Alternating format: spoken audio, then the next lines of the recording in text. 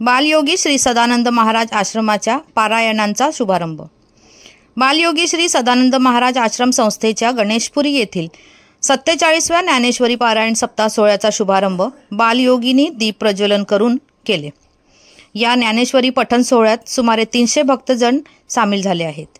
यात महिलांचा सहभाग मोठ्या प्रमाणात आहे।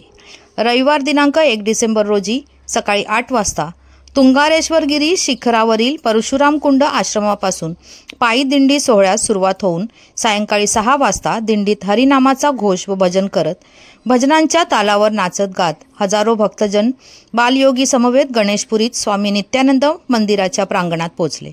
तेव्हा स्वामी नित्यानंद आश्रम मंदिर ट्रस्ट तर्फे बालयोगींचा पंचारती ओवाळून सन्मान करण्यात आला। सोमवार दिनांक 2 डिसेंबर 2024 ते रविवार दिनांक 8 डिसेंबर 2024 पर्यंत चालणाऱ्या पारायण सप्ताह सोहळ्याची सांगता काल्याचे कीर्तन व बाबांच्या हस्ते प्रसादाची हंडी फोडण्याचा कार्यक्रम झाल्यावर होईल। पारायण सोहळ्यात दररोज प्रातःकाळी 5 वाजता काकड आरती, सकाळी 7 ते 11 वाजेपर्यंत ज्ञानेश्वरी पठण, सायंकाळी 4 ते 5 भजन, 5 ते 6 प्रवचन, 6 ते 7 हरिपाठ व रात्री 8 ते 10 कीर्तन असा कार्यक्रम होणार। यात विविध भागातील नामवंत कीर्तनकार, प्रवचनकार, भजन मंडळे तसेच हरिपाठ मंडळे हरिपाठ म्हणत ठेक्यावर नाचतात। तो आनंद अवर्णनीय असतो।